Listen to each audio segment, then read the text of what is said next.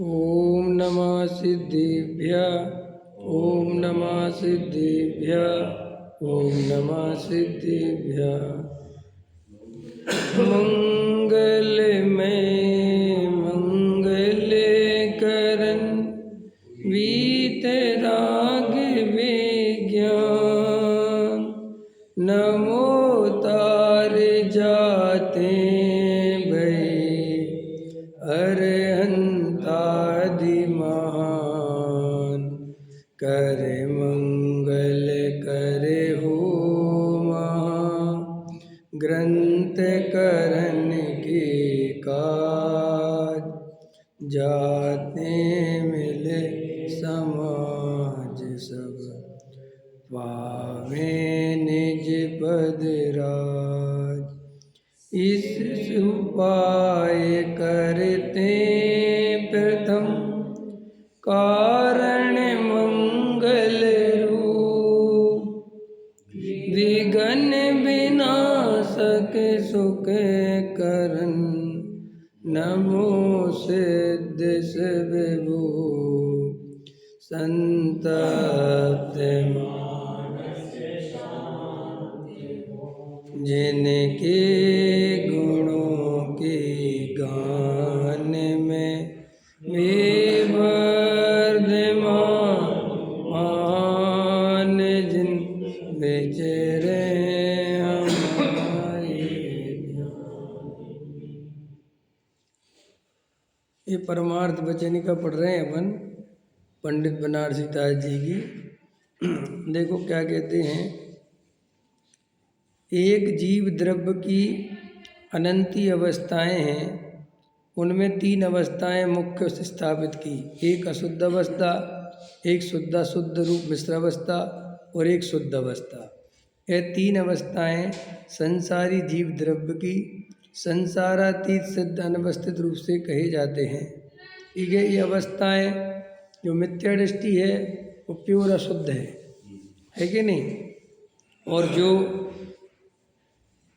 चौथे गुण स्थान से लेके 10वें गुण स्थान तक ले लो, समझ में आया। वे सब कैसे हैं? शुद्ध अशुद्ध मिश्र अवस्था है वो। ठीक है। क्योंकि ये पूरी तरह कसाय गई नहीं है और मिथ्यात्वादी अनंतानुबंधी आदि कसाएं चली गई तो उतनी शुद्धता भी है। और अरहंत भगवान जो हैं वो पूर्ण रूप से शुद्ध अवस्था है। तो ये तीनों अवस्थाएं कहाँ हैं? संसार में ही है। ठीक है ना। और जो सिद्ध भगवान है वे संसार से पार हो गए, अनवस्थित रूप से अनंत काल के लिए वो स्थित हो गए। अब इन तीनों अवस्थाओं का विचार, एक अशुद्ध निश्चयात्मक द्रव्य, एक शुद्ध निश्चयात्मक द्रव्य, एक निश्चयात्मक, एक मिश्र निश्चयात्मक द्रव्य, ये बिल्कुल वही बात है। ठीक है। उनके तीनों के वो द्रव्य से अशुद्ध निश्चय द्रव्य को सहकारी अशुद्ध व्यवहार, मिश्र द्रव्य को सहकारी मिश्र व्यवहार और शुद्ध द्रव्य को सहकारी शुद्ध व्यवहार। अब निश्चय व्यवहार का विवरण लिखते हैं। निश्चय तो अभेद रूप द्रव्य व्यवहार के द्रव्य के यथास्थित भाव, परंतु विशेष इतना है कि जितने काल संसार अवस्था उतने काल व्यवहार कहा जाता है। सिद्ध व्यवहारातीत कहे जाते हैं, क्योंकि जिस संसार व्यवहार एक रूप बतलाया है, संसारी सो व्यवहारी, व्यवहारी सो संसारी। क्योंकि संसार का जो व्यवहार है वो अरहंत भगवान भी समूषण होता है ना। दिव्य ध्वनि कीर्ति है, उनके भी आहार चलना विहार सब होता है ना। एक विहार आहार नहीं, और अब शरीर रूप में स्थित हैं। समझ में आया। तो उनको लोग जब जाके नमस्कार करना, वो देवता आना, वो सब होना, ये सब चलता है अभी, जबकि वो अंदर से पूर्ण वीतरागी हो गए। लेकिन संसार में जो बढ़िया से बढ़िया उत्तम व्यवस्थाएं हैं और उनके देखी जाती हैं। और सिद्ध भगवान व्यवहारातीत हो गए, क्योंकि वो इस लोक के अग्रभाग में विराजमान हो गए। अब उनका कोई निश्चय व्यवहार का बात ही खत्म हो गई। अब तीनों अवस्थाओं का विवरण लिखते हैं।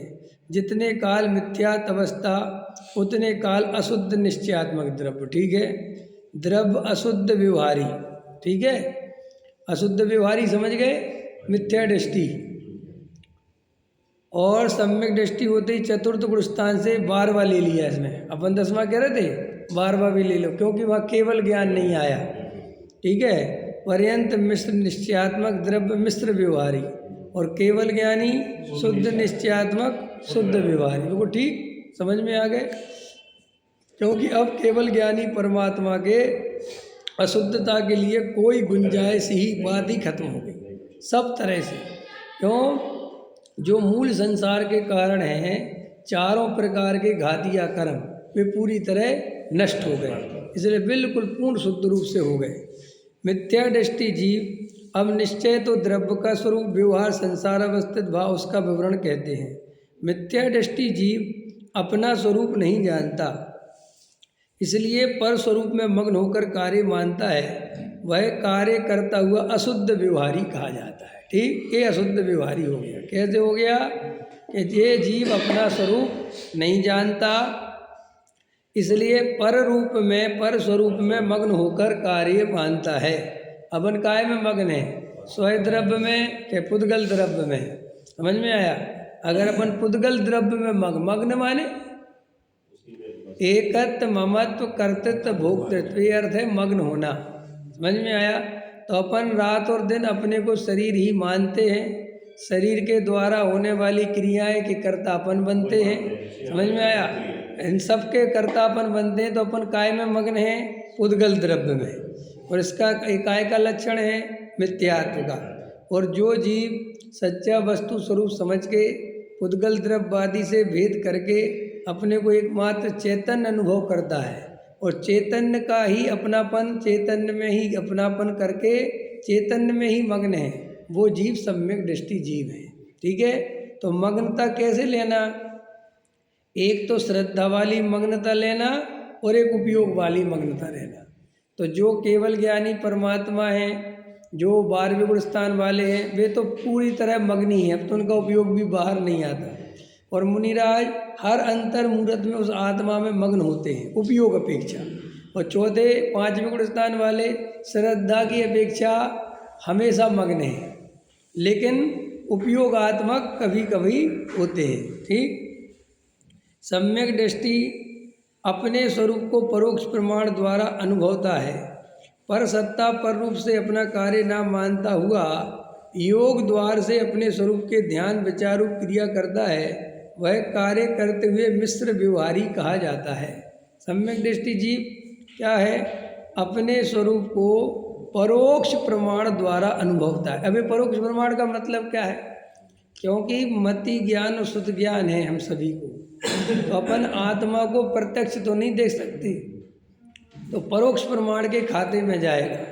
लेकिन परोक्ष में जो अनुभव है वो प्रत्यक्ष है, अपन ने सब पीछे चर्चा ले ली। तो सम्यक दृष्टि जीव अपने अनुभवता है, पर सत्ता पर स्वरूप से अपना कार्य नहीं मानता। समझ में आया? मेरा कोई भी कार्य पर के द्वारा पर करने वाला नहीं है, मेरा कार्य स्वयं से स्वयं का मैं स्वयं करता हूँ। ठीक, अपन के साथ अपन क्या करते हैं? पुद्गल को अपने कार्य का कर्ता मानते हैं, और पुद्गल के कार्य के कर्ता अपन बनते हैं। और बनते क्या है? अपन दोनों में भेद ही नहीं जानते। अपन तो इस शरीर को और अपने को एक ही मानते हैं। तो अपन ऐसा भी कहते हैं, भैया शरीर की क्रिया करनी तो पड़ेगी, और ऐसा ही बोलते हैं, भैया शरीर सही नहीं रहेगा तो हम सही कैसे रहेंगे? दोनों समझ गए? और अंदर में बातें बस बोलता है, लेकिन मैं और शरीर अलग अलग हैं। ऐसा बिल्कुल भी मिथ्या दृष्टि को भाव भाषण नहीं है। और सम्यक दृष्टि को 24 घंटे ये भाव भाषण है कि मैं अलग हूँ और शरीर अलग है। 24 घंटे श्रद्धा में 24 घंटे कायम है। जैसे श्रद्धा में अपने को पड़ोसी का मकान अलग है और मेरा मकान अलग है, ये बार बार सोचना नहीं पड़ता, विकल्प नहीं करना पड़ता, विचार नहीं करना पड़ता, वो श्रद्धा में खचित रहता है। ऐसे ही वास्तव में जिन्हें सच्ची आत्मा की श्रद्धा हो जाती है, वे खाते पीते उठते बैठते सोते व्यापार आदि करते कुछ भी करते हैं, उन्हें अंदर में देह और आत्मा का भेद ज्ञान, देह जुदी आत्म जुदा, ये 24 घंटे श्रद्धा में खचित रहता है। और मैं जड़ की क्रिया का कर्ता भोक्ता नहीं हूँ। देखो, एक कर्ता के संबंध में कल मैं विचार कर रहा था रात में कि अपन इतना स्वाध्याय करने के बाद भी, और बड़े बड़े स्वाध्याय करने वाले, अपन कहते हैं कि आत्मा अकर्ता है, जो पर्याय जिस समय जैसी होनी वो अपनी योग्यता से होती है। ऐसे ही है ना देवेंद्र जी, हैं? ऐसे ही है ना। लेकिन अंदर में जाके देखो, अपन ऐसा मानते नहीं है। कैसे? अपन उन्हीं पर्यायों के अकर्ता बनते हैं, या सोचते कि ठीक है, जब तक भी अपने अनुकूल पड़ती है। समझ में आया? जैसे तुम्हें पूजा पाठ भक्ति का भाव आया, तो हमने कहा अरे साहब हम तो इसके करता नहीं है साहब। समझ में आया? होने योग्य हो रही है। और अब तुम्हें आज मंदिर आने का भाव नहीं आया, तो फिर तुम्हें क्या पढ़ाया जाता है? ए भैया ये करता नहीं है, ये तो प्रमाद है। समझ में आया कि नहीं आया? तो अपन क्या होता है अंदर में कि जो अपन जैसा जैसा चाहते हैं तब तक तो ठीक है। और ये समाज भी ऐसा ही सिस्टम है। एक तरफ तो कहती है कि प्रत्येक पर्याय स्वतंत्र है, तुम्हें कोई पर्याय का कर्ता तुम्हारे नहीं है। मंदिर आना नहीं आना ये तुम इसके कर्ता नहीं हो। लेकिन देखना, तुम मंदिर नहीं आओगे तो तुम्हें तुरंत कहा जाएगा तुम पापी हो, तुम जो प्रमाद का पोषण कर रहे हो। ये होगा कि नहीं होगा? इसलिए आदमी अपने को कभी अकर्ता देख ही नहीं पाता। जीव करे क्या? अगर वो शुभ भाव रूप करे तो ठीक है, और अशुभ रूप करे, अरे अच्छा शास्त्रों से सीख लिया, पापों में लगे रहो और कहते रहो मैं अकर्ता हूँ। देख समझ में? और अगर वो पुण्य में लगा रहे और फिर अकर्ता कहे तो गुड। तो ऐसा जब अपन पक्षपात करेंगे तो अपन पूर्ण रूप से अकर्ता क्या है कैसे देखें? ये हमारी समस्या है। देख लेना, हमारे मन के परिणाम होते रहे। बहुत अच्छा, समझ में आ रही है? बहुत बढ़िया, बहुत बढ़िया, गजब। और जरा ही से विपरीत हुए, जरा ही से प्रमाद आया, पंच इंद्री के विषय भोगो, अरे रे रे, इतने शास्त्र पढ़ने का कोई फायदा नहीं है। समझ में आया? कुछ भी कहो साहब। और फिर पढ़ाने वाले ऐसे मिल जाते हैं कि तुम अगर धर्म रूप परिणमन करो, माने पुण्य शुभ भाव रूप, तो बहुत अच्छे हो, और जरा सा अशुभ दिखा ये तो पाप है, ये तो तुमने छल ग्रहण कर लिया। तो आदमी अपने को ढीला छोड़ ही नहीं पाता, वह करता कैसे देखेगा? इसलिए अपन की समस्या ही है। आप समझ गए नहीं?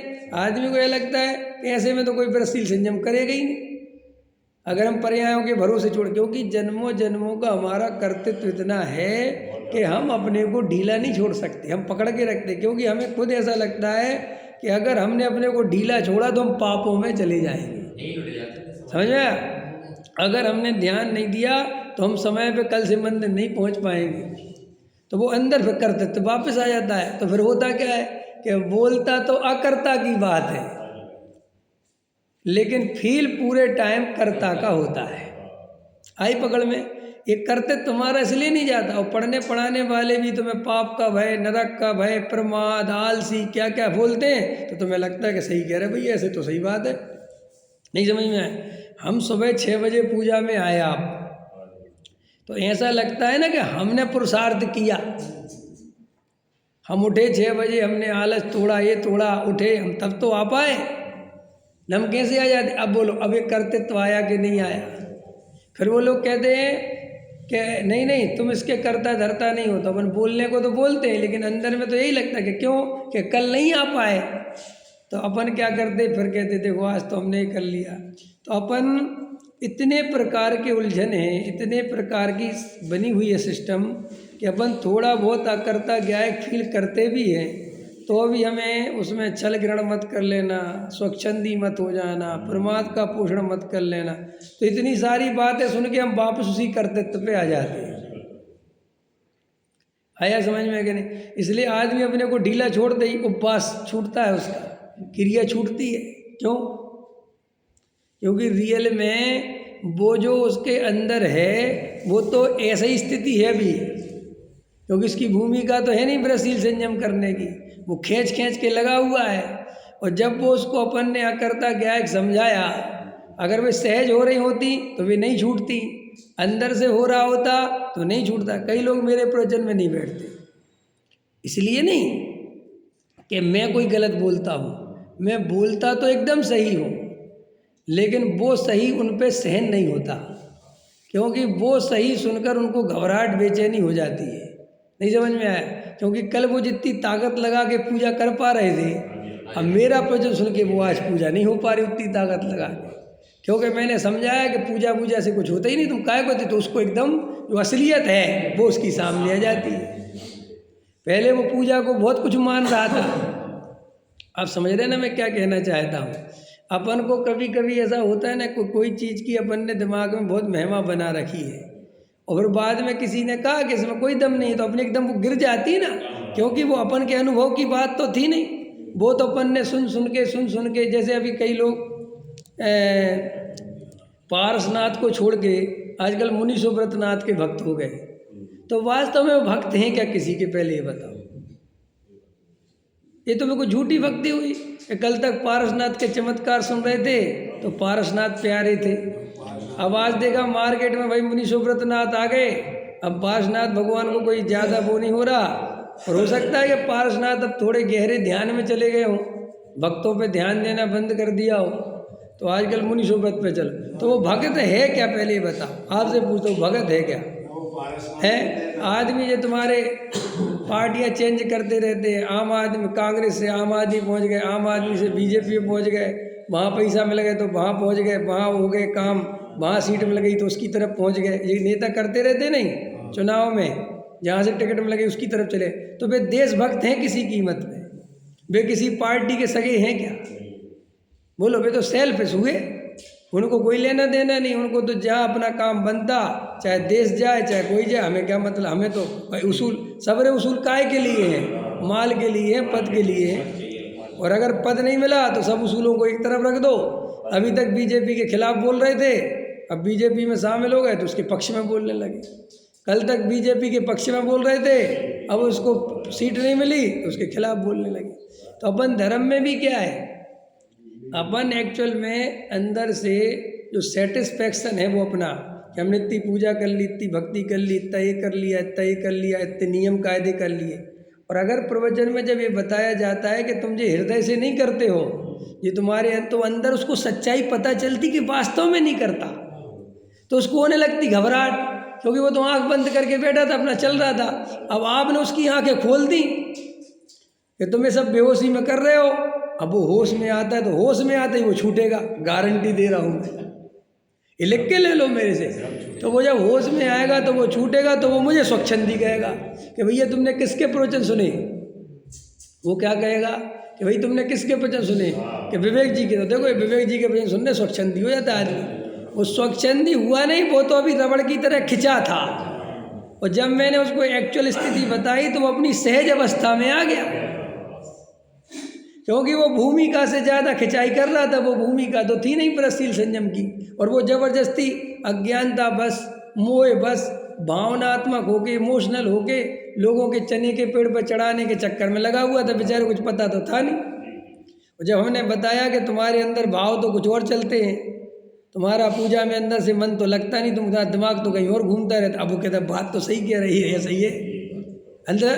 तो अब जो आदमी ईमानदार होगा, अगर वो ईमानदार होगा तो वो कहेगा यू आर राइट, और आज से मैं ये छल कपट मायाचार की ज़िंदगी छोड़ता हूँ, अब मैं जैसा हूँ वैसा रहूँगा। लेकिन ये हिम्मत हर कोई दिखा नहीं पाता। क्यों? क्योंकि उस हिम्मत को दिखाने के लिए बहुत बड़ा कलेजा चाहिए, और उसको उसमें लगता है स्वर्ग आदि मिल जाएंगे, पाप से बच जाएंगे, और लोग धर्मात्मा भी समझते हैं। फिर क्या होता है, अपन लगातार कोई काम करते रहे ना, तो एक अपना अहंकार निर्मित हो जाता है। जैसे अपन रोज़ पूजा करते, रोज़ पूजा करते, रोज़ पूजा करते, तो अपन नहीं आओ तो अपन को भगवान की पूजा की चिंता नहीं होती, ये चिंता सदा आती कि लोग क्या कहेंगे। ये प्रॉब्लम अपनी क्रिएट होती है। अंदर समझ में आया? फिर आप उस इमेज को ढोते रहते हो जिंदगी भर। इज्जत क्या होती है आपने देखा? इज्जत के लिए लोग फांसी पर चढ़ जाते हैं, फांसी लगा लेते, जहर खा लेते हैं। नहीं समझ में आया? देखा तुमने? क्यों कर लेते हैं? क्योंकि उनने अपनी एक इज्जत माने एक बाहर में एक ऑरा बनाया था, लोगों के सामने एक सिस्टम बनाया था कि हम ऐसे, और बाद में वो सिस्टम बना नहीं, तो उनको अपने अहंकार की इतनी चोट लगती है कि मरना पसंद करते हैं। तो आपको उनकी तो समझ में आती है, ऐसे हमारा भी पूरा जीवन ऐसे ही जाता है। देखो, जब तक हम अंदर से पूरी तरह अपने को अकर्ता का अर्थ है कि अब चाहे विकारी पर्याय आए तो स्वीकार है, चाहे पुण्य की पर्याय आवे, माने चाहे पुण्य का परिणाम आवे तो भी स्वीकार है, और अंदर से ये क्या स्वीकार है कि मैं इसका कर्ता भोक्ता नहीं हूँ और मेरे से भिन्न है। ठीक, सुनो मेरी बात, ये आना क्यों जरूरी है? क्योंकि ये नहीं आएगा तो पुण्य में एकत्व बुद्धि होने से त्रिकाली ध्रुव में अपनापन नहीं कर पाओगे और अहंकार बढ़ेगा। क्यों? तुम अपने को विशेष मानोगे कि मैं जैसी पूजा करता हूँ वैसी पूजा कोई दूसरा नहीं करता। आगे चक्कर, और पाप का परिणाम आया और उसके कर्ता भोक्ता बने, नहीं समझ में आया? उसको सहज स्वीकार नहीं किया तो दीनता का भाव घेरता है। काहे का भाव घेरता है? कि मैं पापी हूँ। तो फिर अनुभव पापी होने का होगा कि परमात्मा होने का होगा? बोलो रमेश जी, परिणाम जैसे होते हैं वैसा अनुभव करते हो कि परिणाम के काल में भी मैं परिणाम वाला नहीं हूँ, इससे भिन्न अपरिणामी हूँ, ऐसा अनुभव करते हो। बोलो धर्म किससे होगा? परिणाम वाला अनुभव करने से, कि परिणाम से भेद ज्ञान करते हुए अपरिणामी का अनुभव करने से। बोलो देवेंद्र जी, किसका अनुभव करने से होगा? अपरिणामी का। पक्का? फिर अनुभव काहे का होता है? परिणाम का। क्यों होता है? क्योंकि हमारी परिणाम से एकत्व बुद्धि टूट ही नहीं रही। हम परिणामों से ऊपर उठ ही नहीं पा रहे, हम परिणामों में चिपके पड़े हुए हैं। और परिणामों में चिपके पड़े हुए तो भी बहुत बड़ी बात, परंतु क्रिया में चिपके पड़े हैं। मैंने बताया था ना अभी एक प्रवचन में कि हमें केवल क्रिया का पाप ही पाप लगता है। पुण्य तो अपन को परिणाम का लग जाता है। नहीं समझ में आया? पुण्य तो अपने को लग जाता है। अगर अच्छे भाव चले, मैं तो आज बहुत अच्छे भाव चले जी, लेकिन आज बहुत अच्छा पाप चला, ये नहीं बताया। पाप कैसे मानते हैं? कि वो क्रिया हो तो पाप। अच्छा बताओ अरविंद जी, ईमानदारी से, जो दिन भर भाव चलते हैं, जो परिणाम चलते हैं, सच बात बताओ उसमें से कितना पुण्य परिणाम होता है और कितना पाप होता है? हृदय पे हाथ रख के बताओ, सोचो। अपन जो जैन समाज को इकट्ठा कर रहे चुनाव के लिए, हृदय पे हाथ रख के बताओ इसमें अपना अभिप्राय क्या है? सोचो, अंदर से विचार करो। तुम पता ऊपर ऊपर से क्या सोचते हो कि हम समाज की भलाई के लिए कर रहे हैं, लेकिन अंदर में गहराई में जाओगे तो केवल अपनी भलाई छुपी हुई है। सारे नेता कहते हम देश सेवा करने आए, देश सेवा करने कोई नहीं आता, लेकिन अपनी सेवा के नाम पर वोट कौन देगा? बस हमने अपना घर छोड़ दिया, हमने ये छोड़ दिया देश के लिए। कोई कुछ नहीं छोड़ता, सब अपने अहंकार के लिए, अपने सुख के लिए सब छोड़ते दिखाई देते हैं।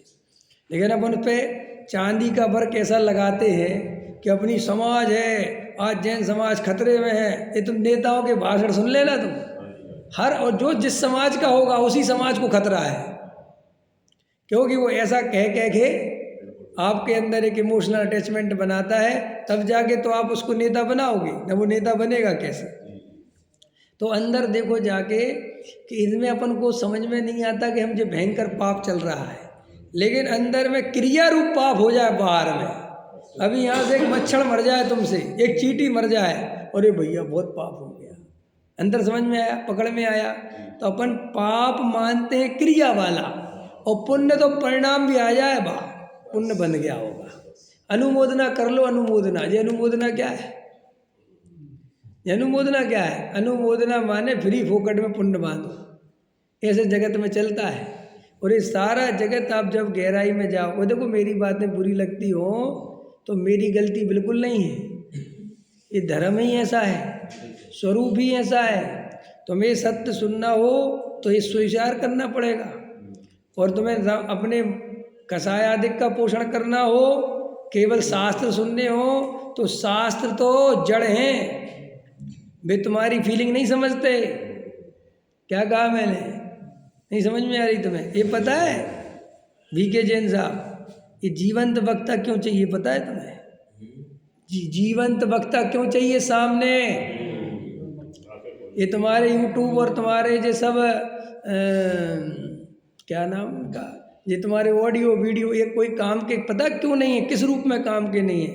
क्योंकि वे हो चुके हैं, वे ज्ञानी पुरुष, और उनकी ऑडियो है, उनकी वीडियो है, वे तुम्हारे सामने। अभी जैसा मैं टिंकल के सामने बैठा हूँ ना, तो मैं टिंकल को देख रहा हूँ, मैं टिंकल की परिणति को देख रहा हूँ, मैं टिंकल के हाव भाव देख रहा हूँ, तो मैं इसकी दशा देख के बोलूँगा।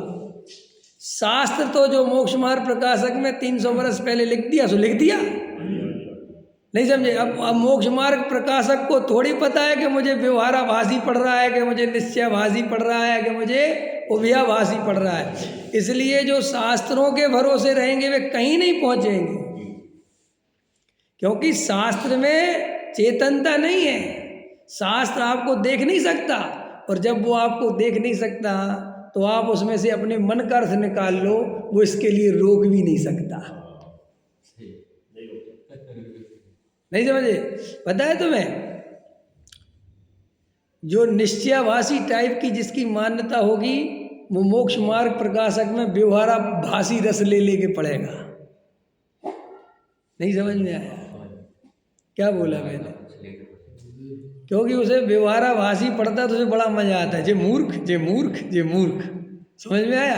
क्योंकि वो खुद पूजा पाठ भक्ति वगैरह करता है ना, सब समझ में आया? तो वो एकदम निश्चयाभासी उठा के पढ़ेगा, और व्यवहाराभासी क्या पढ़ेगा? निश्चयाभासी।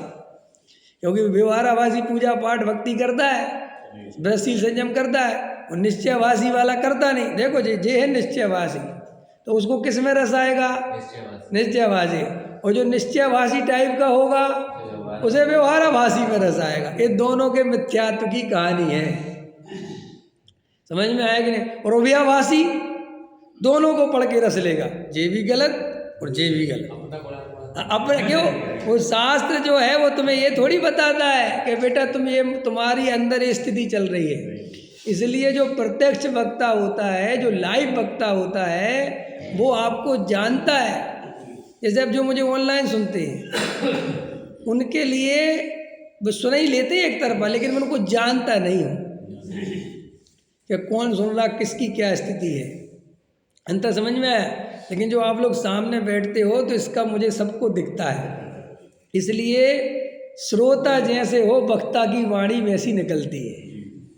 तुम लोग जो कह देते हो ना कि वक्ताओं के उदय प्रमाण निकलती है, ठीक है, वो भी अपनी जगह पर है, लेकिन वो उदय प्रमाण का अर्थ है कि वो वक्ता को वो श्रोता की आई कांटेक्ट दिखता है। वो जैसे मैं हूँ, मैं जानता हूँ अरविंद जी कैसे है अंदर से, मैं जानता हूँ वी के जैन की क्या स्थिति है, तो मेरे प्रवचन में इनके दोष निकल के आ जाएंगे। लेकिन शास्त्र तुम्हारे दोष नहीं निकाल सकता, क्योंकि शास्त्र तो जड़ है। उसको क्या पता कि तुमको अरविंद जी मोक्ष मार्ग प्रकाशक पढ़ रहे हैं कि विवेक कुमार पढ़ रहे हैं? आया समझ में? इसलिए जो शास्त्रों के भरोसे जिएंगे वे कहीं नहीं पहुँचेंगे। इसलिए एक जीवंत गुरु चाहिए, और गुरु भी कैसा चाहिए? जो बिल्कुल निर्दयी हो, जो तुम्हारी गलतियां बताने से डरे नहीं, तुम्हारे बुरा मानने से डरे नहीं। तुम कल भगते थे, आज भग जाओ, जिसे कोई चिंता ना हो। जिस गुरु को शिष्य की चिंता लगे कि यार इसको कुछ कहूँगा तो भग जाएगा, तो वो गुरु दो कौड़ी का है। जिस वक्ता को श्रोता की चिंता सताए कि मैं कुछ कह दूंगा तो ये कल से मेरे प्रवचन में आना बंद कर देंगे, वो वक्ता दो कौड़ी का है। इसलिए जिन लोगों को मेरे प्रवचन में बुरा लग जाता है और मुझे पीठ पीछे खबर मिलती है कि वो बुरा लग गया इसलिए नहीं आती, मैं तो कहता भी नहीं, मैं कहता लग गया तो लग गया, मैं माफ़ी मांगने थोड़ी जाऊँगा। अगर तुम्हें अपने दोस्त सुन के बुरा लगता है तो मैं जड़ की क्रिया की बुराई नहीं सुन सकते, तो तुम धर्म नहीं समझ सकते, क्योंकि तुम्हारी जड़ की क्रिया में इतना मोह पसरा हुआ है, तुम क्या सम्यक दर्शन लोगे? कई लोग कहते हैं वो विवेक जी है ना, पूजा पाठ क्रिया कांड की बहुत उड़ाते हैं, तो तेरे पेट में दर्द क्यों होता है? डरता क्यों है? उसमें अपनापन करने लायक है क्या? तू मानता है ना कि जो होने योग्य वो होगा, क्रमबद्ध पर्याय स्वीकार है कि नहीं? या तो तुझे क्रमबद्ध पर्याय वस्तु का स्वरूप स्वीकार नहीं है, तब तो ये बात बुरी लगती है। अथवा गुरुदेव स्वीकार नहीं है, क्यों? कि अगर विवेक कुमार तुम्हें बुरा लग रहा है तो तुम्हें गुरुदेव भी बुरे लगने चाहिए, लेकिन तुम विवेक कुमार के खिलाफ बोल सकते हो, गुरुदेव के खिलाफ नहीं बोल सकते। वह इतनी सी बात है। आया समझ में कि नहीं? अंदर से जो विवेक के खिलाफ है वो गुरुदेव के भी खिलाफ है, क्योंकि विवेक में और गुरुदेव की बात में कोई अंतर नहीं है। जो मेरे खिलाफ है वो बाबूजी के खिलाफ है, वो डॉक्टर साहब के खिलाफ है। आया समझ में? और खतरनाक बोलूं, वो अरहंत के खिलाफ है, वो मोक्ष मार्ग के खिलाफ है, वो वस्तु स्वरूप के खिलाफ है। और जो वस्तु स्वरूप के खिलाफ है वो नियम से मिथ्या दृष्टि है। उसमें क्या संशय पे परे करना, क्यों सोचना कि साहब वो पूजा पाठ करता हो उससे क्या मतलब है, साहब वो बहुत संयम से रहता हो उससे क्या मतलब। और तुम क्या संयम से रहे, अनंत बार में द्रव्यलिंगी मुनि बनाओ। कई लवे कहते ना, कई लोग साधुओं की चर्या की चर्चा सुनाएंगे, वे साधु ऐसी चर्या पालते हैं, ऐसी परिया पालते हैं, चाहे कुछ भी हो जाए, सर्दी गर्मी बरसात हो, चटाई भी नहीं लेते। ये बड़ी महिमा करते ना इन लोगों से, इन चीज। मैं कहता हूँ देखो तुझे महिमा आई भी तो किसकी, जो काम तू खुद अनंत बार कर चुका। अरे भाई दूसरे साधु की क्या अनंत बार, मैं ऐसा साधु बनाऊं 9वें ग्रह बिक गया, ऐसे ही थोड़ी चला गया। टोडामल जी साहब ने लिखा है कि 9वें ग्रेविक कोई ऐसे नहीं जाता। समझ में आया? 9वें ग्रेविक कोई ऐसे नहीं जाता। अगर वो द्रव्य लिंग का निर्दोष पालन नहीं करे, परिणामों में विशुद्धता नहीं हो, तो 9वें ग्रेविक कैसे जावे? तो अपन ने जब अनंत बार मुनि बने, कल मैं रात को सुनील जी को कह रहा था कि ये तो अपने लिए समझ लो महासौभाग्य की बात है कि आगम में इस सबको स्वीकार है कि अपन अनंत बार मुनि बने। ये तो मोक्ष की बात नहीं है, ये लाइन अपने लिए वरदान है कि मुनि व्रत धार अनंत बार। ये आगम की बात है, छह डाला की नहीं है, ये मूल उधर से चल रही है। सोचो अगर ये लाइन नहीं लिखी होती, ये लाइन लिखने के बाद अपन क्रिया कांड कितने बड़े वो है धर्मात्मा, उसको धर्म मानते हैं। अगर ये लाइन नहीं लिखी होती तो अपन तो पता नहीं और क्या करते। और फिर दूसरी बात, अगर ये लाइन नहीं लिखी होती तो मैं ये बोल ही नहीं सकता था कि क्रिया कांड में धर्म नहीं, वो तो बहुत बड़ी आफत बन जाती। इतना सब बोलने का आधार वो एक लाइन है कि उसमें धर्म नहीं होता, वरना हम सिद्ध कैसे करते? क्यों? सामने कोई आदमी उपवास करके बैठा है और हम कहते इसमें धर्म नहीं, तो हमारे पास प्रमाण क्या है इस बात का? तो हमें प्रमाण ऐसे ही देना पड़ता है कि अनंत बार उपवास करे ना अपन ने, मुनि नहीं बने। देखो यहाँ लिखा है, जब ये जगत का हाल है, मुक्तागिरी के पहाड़ में जाओ आप, वहाँ कितने वर्षों पहले ये बात लिखी है, कितने पर्वतों के लिखा ना, पिछियों के अगर इकट्ठी करे जाए, सुमेरु पर्वत जितना ढेर लग जाए, तूने जितना बैराग ले लेके माओ को रुलाया है, समुद्र भर जाए, बोलो फिर भी तूने आत्मा का अनुभव नहीं किया। और आज भी अपन जो है महिमा कैसे करते हैं? उसी त्याग तपस्या से। नहीं समझे? जंगल वाले बाबा, फलाने वाले बाबा, ये बाबा, वो बाबा, भैया उनने 8 उपवास कर रखे हैं, 1 महीने से पानी नहीं पिया। आए दिन वही आता कि नहीं आता? अंदर ये भाव नहीं आता कि अरे अनंत बार हुआ है भाई, आत्म स्वरूप की दृष्टि नहीं हुई, भेद ज्ञान नहीं हुआ, तत्व निर्णय नहीं हुआ। तो जीवंत गुरु की तुम पहचान कर लो तो ये समझ लो सबसे बड़ा काम है मोक्ष मार्ग में जाने का, अगर तुम्हें इतनी खबर पड़ जाए तो। और तुम थोड़ा उसकी तकलीफ देंगी उसकी बातें, लेकिन तुम थोड़ी देर सह जाओ तो भाई साहब जिंदगी का रोग मिट जाएगा। जैसे कभी कभी होता है ना, कोई हड्डी चढ़ जाए, कुछ हो जाए, तो जिसके पास हड्डी उतरवाने जाओ तकलीफ होती कि नहीं होती? जब वो हाथ पकड़ता है, कुछ खींचता है, तो बहुत तकलीफ होती। तो सब क्या समझाते हैं कि देखो शांत रख लो, ज़्यादा 10 मिनट तकलीफ होगी, लेकिन ये ऐसी हड्डी सेट कर देगा जिंदगी भर की तुम्हारी रोग मिट जाएगा। होता है ना? ऐसे ही आचार्य कहते हैं कि जो सच्चा वक्ता होगा, ज्ञानी सम्यक दृष्टि होगा, उसकी बातें तुम्हें तकलीफ तो देंगी, क्योंकि वो मीठा मीठा नहीं बोलता और सत्य कड़वा नहीं होता। सुन लो ध्यान से, सत्य कड़वा नहीं होता। जिसने लिखा वो गलत लिखा कि सत्य कड़वा होता है। सत्य जैसा मीठा तो कुछ होता ही नहीं, लेकिन तुम्हें असत्य इतना सुनने की आदत पड़ गई है कि वो तुम्हें सत्य उसके सामने नहीं समझ में आया। जैसे अपन बहुत मीठा खा लो और उसके बाद कितनी मीठी चीज़ खाओ वो फीकी लगती है, ऐसा होता है कि नहीं होता है? ऐसे अपन ने असत्य का इतना साथ दिया, असत्य इतना सुना, अपनी प्रशंसा के चक्कर में झूठ फरेब सुनते रहे, तो अब कोई सत्य बोलता है ना, नहीं समझ में आया, वो तकलीफ देता है। तुम मोटे ताजे समझ, मोटे हो मान के चलो, तुम्हारा शरीर बेडोल हो रहा है, समझना ध्यान से, लेकिन तुम पैसे वाले हो। अब पैसे वाले हो तो तुम बाबूजी बन के अपने निकल जाते हो, समझ आए, बड़ा बड़ा पेट हो रहा है, बेडोल हो रहा है, शरीर बिल्कुल बहुत तकलीफ है, बीमारियों से घिरे हो, लेकिन अपने बाहर में अच्छे अच्छे कपड़े वपड़े पहन के निकल गए। और पैसे वाले हो तो बस चपरासी, बाबूजी सलाम, बाबूजी सलाम, बाबूजी सलाम। तुम्हें जी आदत पड़ेगी सुनने की। हर आदमी कहता अरे साहब जी तो बहुत बड़े सेठ है, तुम्हें आदत पड़ेगी बहुत सुनने की। अब एक बेचारा सीधा साधा आदमी था, उसने कहा "ए, कितना मोटा हो रहा है तू, थोड़ा अपनी चर्बी घटा।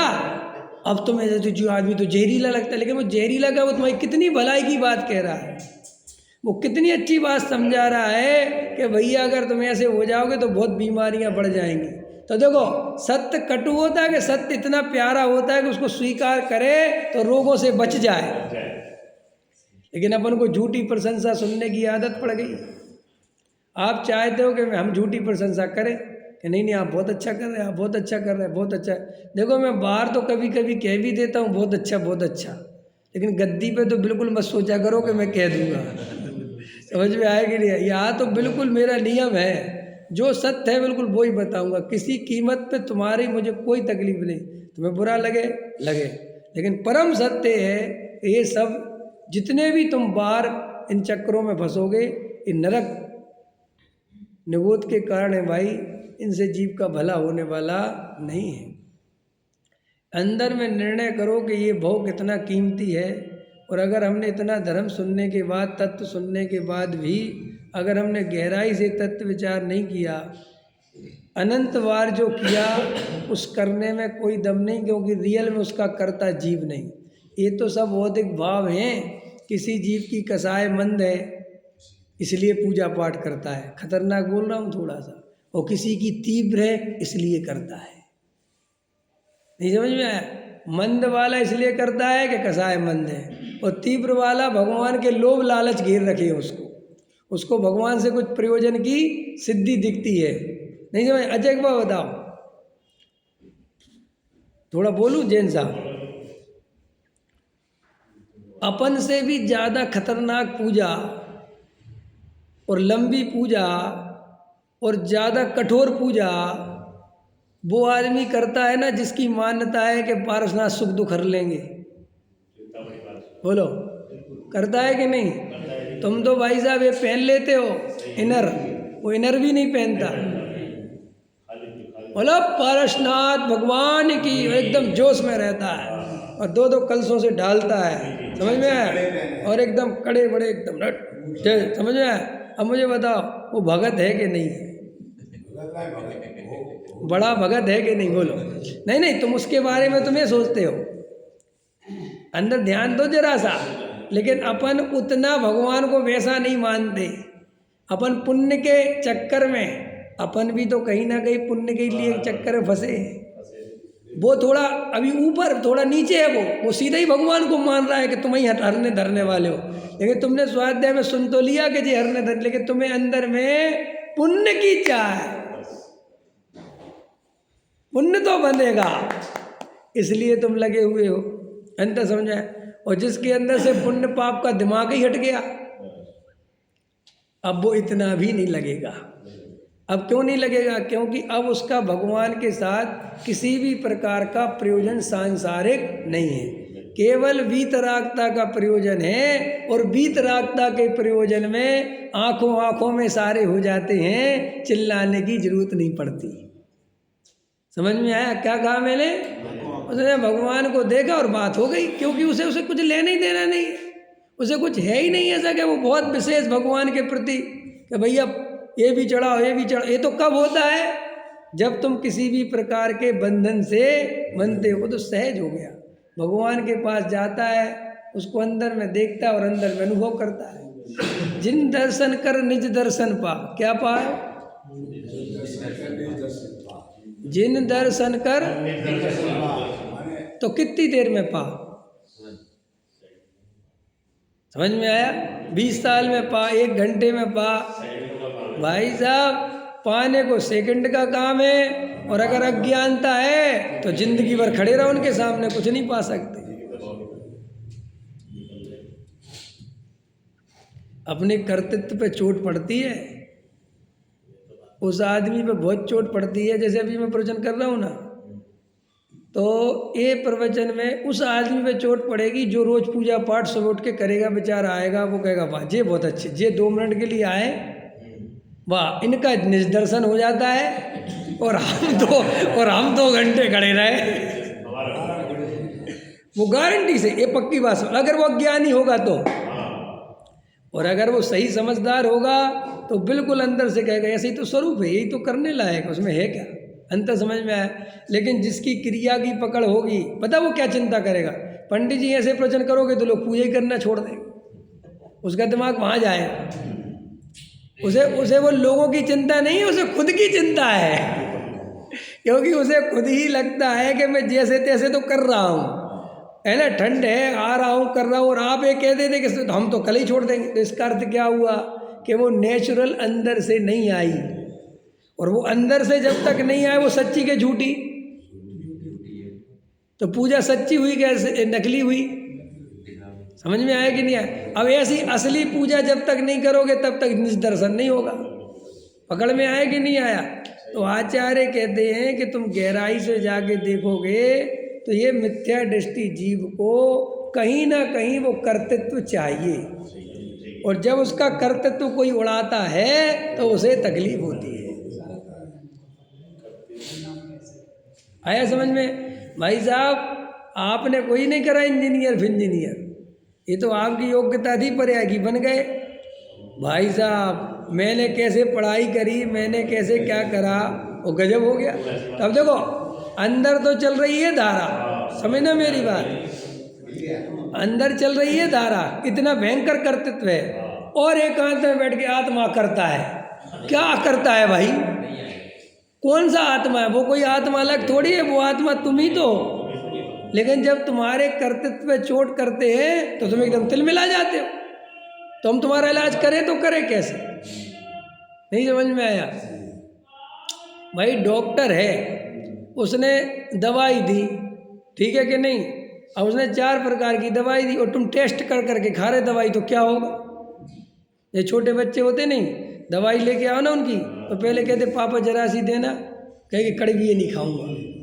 अरे तो क्या दवाई में चॉइस थोड़ी होती है भाई, ये रोग यही मिटाएगी। ऐसे अपन को क्या है, अच्छी अच्छी बातें सुनाओ जी, बढ़िया बढ़िया, बस आप तुम्हारे पूजा पाठ भक्ति सब स्वाध्याय, देखो भैया स्वाध्याय करो, आप लोग कितने भाग्यशाली जीव हो आप लोग। तो देखो ये पूजा पाठ में भी स्वाध्याय में भी हमारे विश्वास नगर की जैन समाज, खास करके अरविंद जी जैसे लोग सब जगह आगे मिलेंगे आपको। ये लोग कितने बढ़िया लोग हैं, वाह आज तो बहुत अच्छे।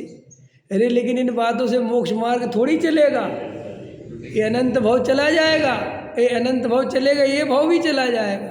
तो आचार्य कहते भैया तुम सत्य के पीछे जाओ, प्रशंसा के पीछे नहीं। क्या कहा मैंने, बस प्रशंसा हमेशा अधिकतर झूठी होती है, और सत्य सुनाने वाले बहुत कम लोग होते हैं।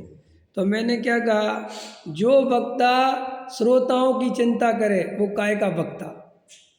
जो गुरु शिष्यों की चिंता में लगा रहा है कि शिष्यों की संख्या बढ़नी चाहिए, नाराज नहीं होनी चाहिए, सबको खुश रखो, वो तो फिर गुरु नहीं है, वो नेता है।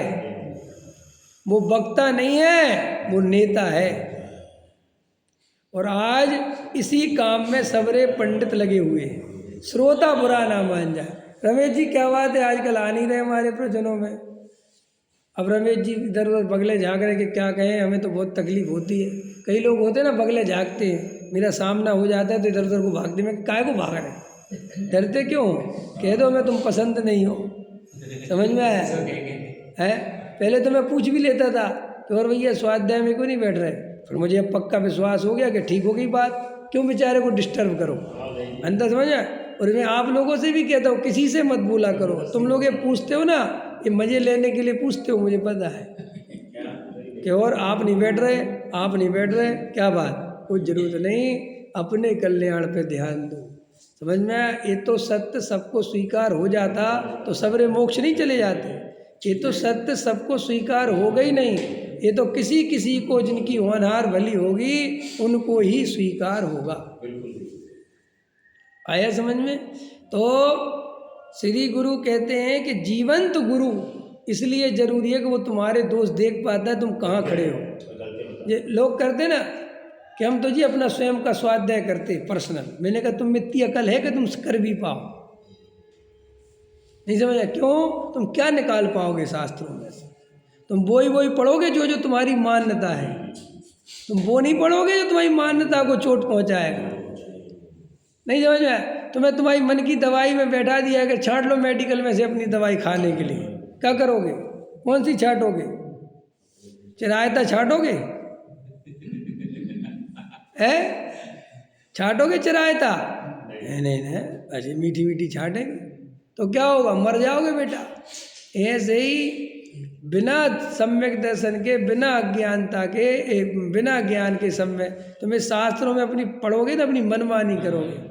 इसलिए गुरु चाहिए जो तुम्हें समझा सके कि तुम कहाँ खड़े हो, और वो गुरु भी बहुत निर्भय निर्दोष, समझ में आया, निर्भीक, और तुमसे आंख में आंख डाल के बात कर सके, तुम्हें एकदम कह सके बंद करो अपनी बकवास, इतनी चाहिए उसके प्रति। गुरु का बहुमान पता क्यों चाहिए होता है? सुना ही लो तुम लोग, ये बातें कोई नहीं सुनाएगा तुम। ये गुरु का बहुमान क्यों चाहिए? इसलिए कि गुरु तुम्हें डांटेगा तो उसके बहुमान के कारण तुम्हें बुरा नहीं लगेगा, जैसे माँ बाप अंदर में। और अगर तुम्हें गुरु का बहुमान ही नहीं होगा, ये मोक्षों की हालत इसलिए तो खराब हो रही है। पंडितों के प्रति बहुमान है नहीं, और पंडितों को कुछ मानते नहीं समझ में? उन्हीं पंडितों से प्रवचन सुनते हैं, और उन्हें पंडित जी अगर वे जरा सा कुछ कह दें, अबे तुम क्या समझते हो अपने आप, और दूसरा पंडित कल ही बैठा दे तैयार बैठे हुए कह रहे नहीं समझ में? फिर नहीं मेरी बातों को उसमें मत ले जाना। मैं तो तुम्हें ये बता रहा हूँ कि अगर अपन इस परिणति से किसी को सुनते, चाहे XYZ किसी को भी सुनो, उससे कोई फर्क नहीं पड़ता। लोग तो महाराजों को नहीं छोड़ रहे आजकल। लोग महाराजों से कहते थे आप क्या समझ रहे महाराज, चक्कर में मत फंसो, हम तो दूसरे महाराज को बुला लेंगे। क्या करोगे तुम? चाहे जितने महाराज बदल लो तुम्हारा भला नहीं हो सकता। तुम चाहे जितने पंडित, जब तुम्हारे जगह बताओ जिनवाणी कितनी बड़ी चीज़ है, और ये जो तुम्हें तत्व ज्ञान सुना रहे हैं, बता रहे कितनी बड़ी चीज़ है, और अपन ने सुनने वाले का बहुमान नहीं समझ में आया तो क्या करोगे भाई साहब? आपको क्या होगा कि वो जरा सा कहेगा आपको बुरा। इसलिए पंडितों को ये डर सताने लगा है कि भैया इतने सुनाने वाले, हम कुछ कहेंगे तो ऐसा ना हो जो 2-4 श्रोता और खिसक ले, सो बेचारे हाँ जी करते रहते हैं। समझा? हाँ पंडित जी, कई दफ़े तो मेरे पास ऐसे फ़ोन आ जाते, पंडित जी सुनो। हाँ सुनाओ भैया। समझा? अच्छा सुनो, हम आपका वचन सुनते हैं। हाँ भैया, अच्छी बात है। सुनो तो एक शंका है, बताओ आप। हाँ भैया, मैं नौकरी कर रखी तुम्हारी। उसके बोलने में पता चलता है, क्योंकि वो नहीं समझे नहीं, उसकी गलती नहीं है, आप समझे नहीं, उसकी गलती नहीं है, क्योंकि उसको आज तक ऐसे ही पंडित मिले कि ऐसा बोलने पर भी उसका समाधान करते रहे, उसकी हाँ जी करते रहे। क्योंकि बड़ी मुश्किल से तो श्रोता है, अगर कह दूंगा रख फोन तो ये तो कल से छटक जाएगा, उसको छटकने की बहुत चिंता है। समझ में आया? इसलिए वो उसके भाव बढ़ गए। वो कहता हम तो किसी पंडित को कुछ समझते नहीं। हम कह रहे तुम मत समझो, लेकिन तुम नुकसान अपना करोगे। भाई साहब, जिसको सुनो हृदय से सुनो, बहुमान से सुनो, समझ में आए? अपने दोष निकालने के लिए सुनो। और पंडित जी अगर डांट दें तो उसको प्रेम समझो कि उनने हमारे दोष बता तो दिए, इतना ईमानदार आदमी मिलेगा कहाँ। ये बड़े बड़े सेठिया इन पंडितों से अपनी प्रशंसा सुनने चाहते हैं। मुझे पंडित तो कर ही देंगे, लोभी पंडित जो है, लेकिन तुझे पता है तू नरक चला जाएगा मुफ्त में। तुझे ये मोक्ष मार्ग की बात सच्ची सुनने मिलती, लेकिन तेरे सेठिया पना चढ़ गया तेरे दिमाग में, और तू ऐसे पंडितों को सुनता है जो तेरी चापलूसी करते, जो तेरी प्रशंसा करते हैं, तुझे चने के पेड़ पर चढ़ा के रख दे। बेटा ये बहुत उतना ही है, 10-20 वर्ष और चने के पेड़ पर चढ़ा रहे, फिर सीधा गिर के नरक में पड़ा रहेगा। मान बोलना मान महाविष्णु करई नीचे गति जगत में, है कि नहीं? ये मानादिक का पोषण करना सीधा नरक आदि का कारण है, समझ में? और अपन जो जनवाणी से और सुनो जैन साहब, लोक में मानादिक का पोषण करना वो तो बहुत छोटी जाति का पाप है, लेकिन जनवाणी से, पंडित विद्वानों से, देव शास्त्र गुरु के निमित्त से अपने मानादिक का पोषण करना दुनिया का बहुत बड़ा पाप है।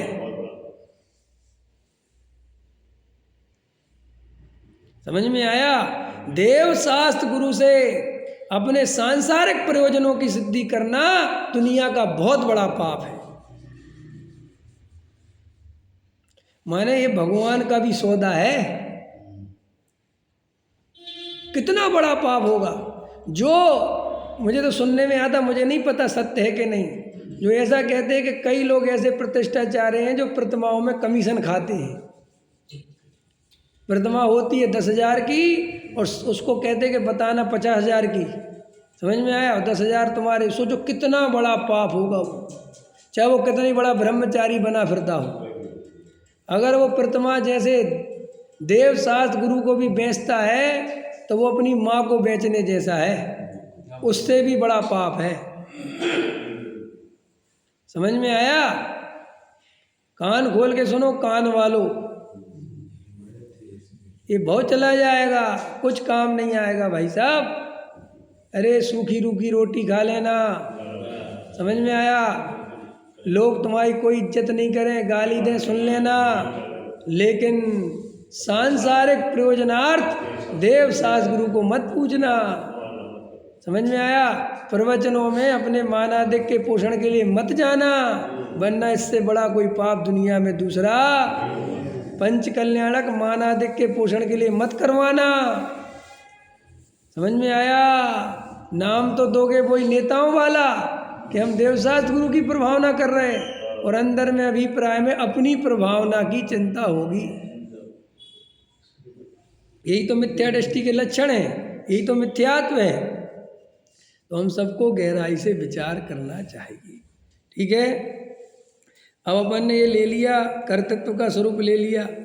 अब बस एक कल अपन पूरी कर देंगे, फिर एक पे नहीं, अभी तो है थोड़ा सा, अभी तो है, हम अभी सम्यक दृष्टि के विचार हैं। अच्छा है, बहुत अच्छी है, अभी चलेगी, अभी तो 8-10 दिन चलेगी। सहजानंदी सो